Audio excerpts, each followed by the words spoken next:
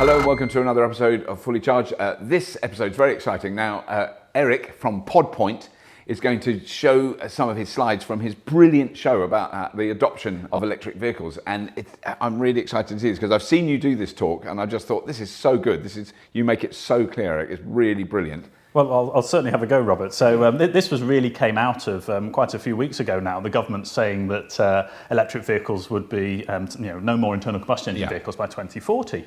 And we thought, well, we really probably need to show the world what that period between now and then looks like. So we thought, what's the best way to do that? And as you go into analysing that, you start to realise actually that commitment to 2040, actually it looks like we're on a path which gets us there well ahead of that anyway. Right. So my view is far from that being a highly aggressive target from the government, it's probably the technology gets us there well in advance of that anyway. So that one, there's the start one, the barriers to EV, which everyone that has ever had anything to do with electric vehicles will be very familiar with. They're too expensive, they don't go far enough, there's no performance, there's no choice, and you can't charge them anywhere. Everybody we talk to, if there's a negative view towards it, it's one of some combination of those 5 points. So I think the best thing to do is to go through each of those in turn and just explain to you where the technology is and how quickly that one either is solved today or how quickly it does get solved. And you can sort of quickly see, okay, if these are the 5 questions, when do they get ticked off? And then therefore, when does EV become the sensible choice for everybody buying a new vehicle? Well, I guess the first one is, which I hear less now, but it was the most common. It's always they haven't got the range. Yeah, and I'm trying not to say that with a slightly nasal voice. They haven't got the range, but so let's go into that one in detail. Yeah. But to me, it's true in terms of electric vehicles of yesterday, and some electric vehicles today are light on range. But you then have to say, what is the right amount of range? And when we talk to customers, the answer comes back quite consistently. Once I get to about 200 miles of range, that car is doing sufficient for me. So what you're really seeing is that we're just a very short period away from things like the Model 3, the next gen Leaf, that is taking us to the electric car at a sensible price point, does 200 miles of real-world motoring. Right. And that really seems to be the point at which most customers say range is not the challenge for me anymore. And that means when we sort of start pulling all this together at the end, that's the one in mind, we're very close to the technology solving the range question. And we're talking 2-3 years away from that ubiquitously being fixed. So the Model S, I've done 265 miles. That's the most I've ever done in it. And that I had to be a bit careful to do that. But easily over 200. Yeah. It's a completely different... There is a psychological barrier there. And it's because, generally speaking, we don't normally drive more than 200, 220, 230 miles in a single stint. But the other thing about that is that what we're looking at there is a fairly limited range of vehicles. There's 2 bits, really. So as we went round the curve, we did EVs don't go far enough range. We should probably touch on performance just to make sure that everybody understands that the electric vehicle categorically isn't a lower performance device. So in terms of the capability of electric vehicles, performance is a given now. Real world, you can buy a really fast one. Yeah. But moving on to your point, onto choice, and I must admit, I nicked this one off the internet, so it's not my own work, this one, but it gives you an idea of the sort of range of cars which are coming in the next 2, 3, 4 years. Right. And vehicles generally, the whole automotive market is one of niches. What's the right car for you is not necessarily the right car for I. Different stage of your life, family, whatever else it is. So you need a real big range of vehicles. And this is just saying, look, the number of different electric vehicles today, there isn't an enormous range, but there is about to be a mass influx onto the market in the next 2 or 3 years, where whether you want the posh vehicle, the sports vehicle, the SUV vehicle, the small family hatchback, all of them are coming to market full electrics. And of course, the people watching will recognise a whole range of the brands and things on there. You've got some new brands, but you've also got all of the main brands really starting to get heavily engaged in the electric vehicle market now. So the other thing that this doesn't show is the cost of those vehicles. I mean, they generally are going from cheap to expensive, the further they go. But the cost of vehicles is noticeably not increasing, it's going down of electric vehicles. And I think if anything, this is probably the most significant factor in everything that's going on in EV. And what's really going on is, I think fairly shortly we're going to see electric vehicles which are significantly cheaper than the equivalent internal combustion engine vehicle. And this is to buy? So what I would call the sticker price. When you walk into the dealership, then you can buy one and it is cheaper than the equivalent. And that sometimes surprises people when I say that. So it needs a bit of explanation. But you've really got to split the electric vehicle into 2 fundamental parts. You've got the electric vehicle itself and you've got the battery. So if we just think about engineering of an electric vehicle for a second, it's an inordinately more simple device than an internal combustion engine vehicle. So, very loosely, an internal combustion engine, by the time you've got the engine, the gearbox, all those other bits and bobs, you've got something like 3,000 moving parts in that device. With an electric vehicle, you're in the sort of 50 to 100 moving parts. So however you look at it, the electric vehicle as a device is significantly simpler and cheaper to make than an internal combustion engine. The only thing that makes us not see that today is the fact that the batteries are quite expensive. But you've really got to then say, okay, fine, well, if batteries are expensive today, what's the rate at which they're changing? And it's similar to the range discussion. And I've got a few graphs to sort of show you here, and perhaps the one nearest you on the top right there. Wow. So this really showed how much a battery costs for a particular amount of energy storage. And you can see it was sort of coming down towards 2014, and then it dropped off a cliff. Right. And what that is really is that suddenly the world is ramping up to building lots and lots of batteries. And this is another great example here. So this was one of the big sort of studies that was done into what we thought the best case of battery cost was going to be over the next few years. And then actually, already here, as we're sorting into 2020, we're significantly less than half the best predictions a couple of years ago. So the rate at which this is changing, I talk about battery costs coming out between 20 and 30% for the same storage every single year. So wow, dropping that much immensely quickly, wow. Yeah, and it's a combination of technology, but a lot of it's to do with industrialization of the process. Yeah. And of course, what that means is as the battery cost is coming out so quickly, we don't suddenly meet the same cost. So if there was an electric Leaf and a petrol Leaf, for example, we don't suddenly get to the electric vehicle is the same price as the internal combustion engine one, and then it all stops. You've got such a rate of change of battery cost that actually, one day after price parity, the electric vehicle starts to get cheaper. So I think we're really looking, and probably by 2020, we're looking at the case where we've got the electric vehicle that at the normal price point is doing 200 miles. You've got the choice of the vehicles that you want, and it's significantly cheaper to buy than the internal combustion engine. The electric vehicle stops being a small percentage of the population go to it, to actually have to really have a very solid reason why you wouldn't. It's cheaper, it goes as far as you want, and you've got the choice that you need, and it's better for the environment. All of these things get solved about 2020. So the things that concern me about the price of vehicles is when established motor manufacturers that build 1 million diesel engines a year, 1 million petrol engines a year, and have massive factories, and they're also producing, the Nissans and the Renaults and the BMWs and the Audis and the VWs, and they're also producing electric vehicles. Whether they'll have a stopper. Yes. Here's the price of the electric vehicle. Here's their petrol one. Oh, it's gone down to there. They go, hang on.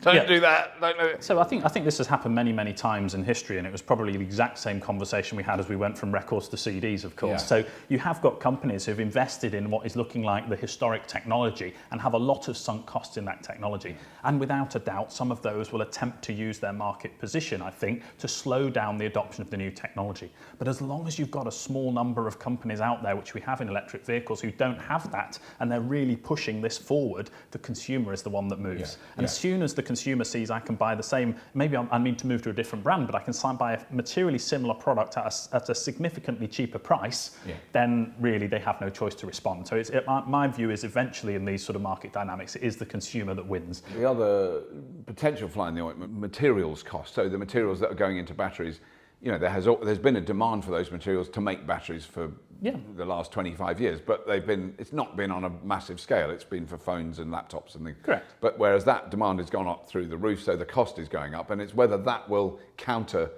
the drops in cost from manufacturing efficiencies. I mean, has anybody done, I don't know if anyone's done studies. My view is maybe in a very short-term dynamic, but if you think about a long-term position in this, I mean, let's take lithium for an example. So lithium is about the 4th most abundant element in the universe. So there's no shortage of lithium, as an element. What you've got, of course, is there is an enormous number of places where we mine lithium out of the earth at the moment.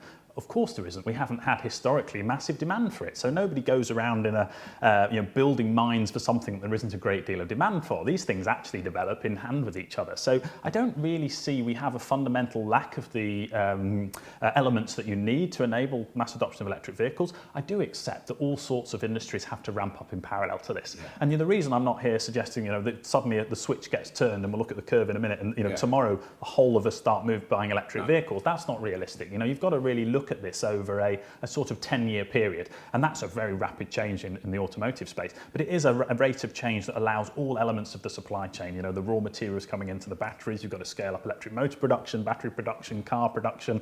You know, for the bit that we do, we've got to keep scaling up the infrastructure to do the charging. There's a whole bunch of stuff that needs to scale up together. And I don't really see anything that's fundamental a blocker in there. Everything I'm telling you can be done, I think, with just a lithium-ion technology with, you know, the standard minor adjustments that you make over time. So then the final one then is the S-curve, which this is the one that stayed with me because I just love this image because it's very funny as well. I guess that's what one of our ways is, you know, what we are trying to do here is predict the future, and we're trying to bring a little bit of scientific and engineering thinking to justify predicting the future. But, you know, we're very aware that this is us predicting the future. But what we're showing on the screen now is we're showing from about where we are today, and then the green line shows what percentage of all new cars being sold are electric. And about today, we're about 2% of new cars are electric. But we've sort of gone through what the blockers that prevent that being higher is. You know, we haven't quite got the range, or we have actually got the performance. They're a little bit too expensive. You know, we've got to build a bit more charging infrastructure. There's a few things that's stopping that being. And I say at the moment, the next few years, you're fundamentally limited by the range. That's what's stopping all of us getting in. Then for a very short period of time, the lack of choice probably is the predominant thing which is preventing that. But as we get to about 2020, we've suddenly got all of these key things, all of that 5 things I talked about are being solved. And that's when you get this immense change in thing. And what you've got to think about is, you know, try and imagine in 2020, you've got a choice of your new car, and you've now got the 200+ mile electric vehicle, which is a nicer experience to drive, is materially cheaper than the internal combustion engine vehicle. You know, it's much easier to put energy into because you can charge it at home, you can charge it at work, you don't need petrol stations.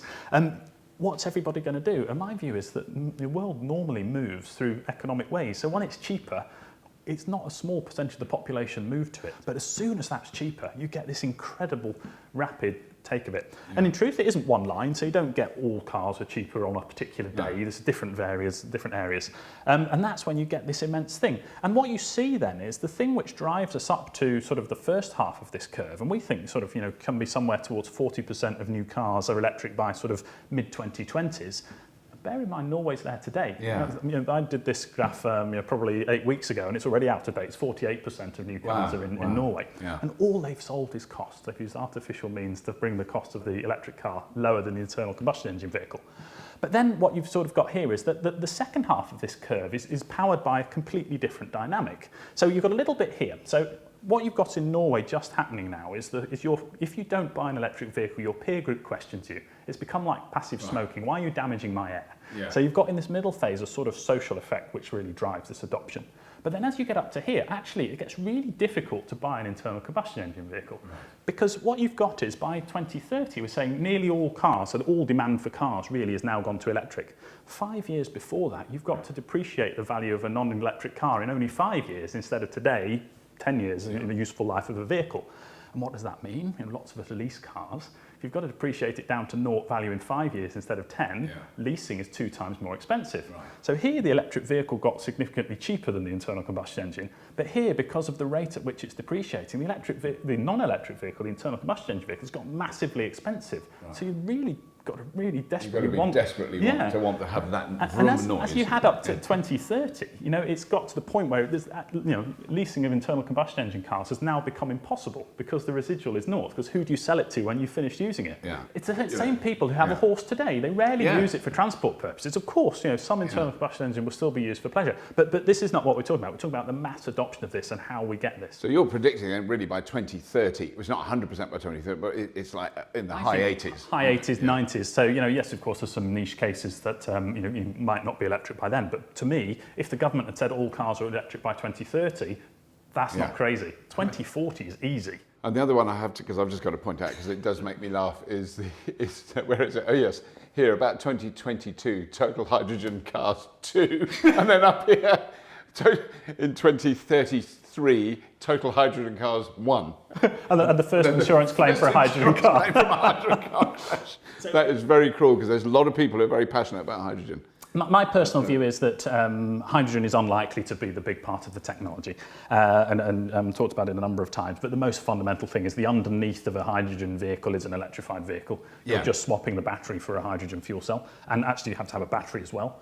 So when you think about it, it's just an enormously complex way to get the job done, and the only thing that pushed back against it is really range of EVs. If that's solved in the next 2 or 3 years, which it absolutely looks like it is, the whole hydrogen thing for me, I think, personally, I can't see that being a major part of it. Now, I'm not against that. Some heavy goods vehicles, buses, there's some niche cases where hydrogen is relevant. But again, I'm talking about the mass market, normal cars that Joe Public drives. And then there's another interesting one, which is 20% of UK homes are net contributors to the grid. I think that is very interesting because that's the other shift of it. And there's certainly a lot of work I know being done at the moment with vehicle to grid technologies, and I'm sure you're thinking about stuff like that. But that having, once you've got solar panels, a battery in your house, an electric car, and you go, well, hang on, I could run my house for about a week off my Tesla if it's full. It really starts to make a big difference when there's mass adoption, when there are millions of electric cars that could supply 1 million 1 kilowatts each. Yeah, and I think it's wider than electric cars at that point. I, like yourself, very passionate about the idea that not only are we moving into an electric vehicle future, but the importance of electricity and the way electricity is generated and moved around. We're about to see a complete change of this.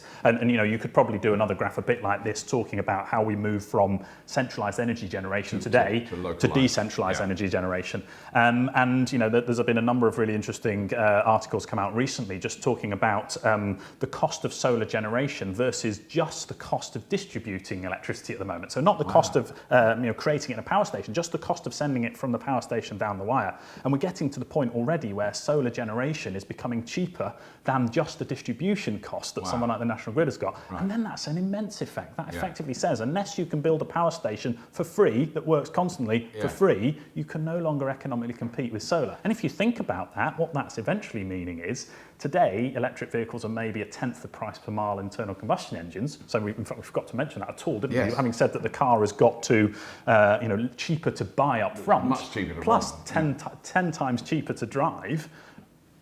As we move to a higher and higher percentage of solar generation, we're heading down to the point where, almost the cost of driving your vehicle has dropped to zero. This could still work even with car share programs. In fact, it may even work better. Yeah. That you don't actually own a car, but you have access to one whenever you need it, and it's an electric car, and you've got somewhere to charge it. All these mobility as a service, this sort of thinking, autonomy. We've even got a Uber-style pod here, haven't we? And but my view of that absolutely is, whatever happens, all of these technologies, whether they've got a driver in or a computer driving them, they're all electric.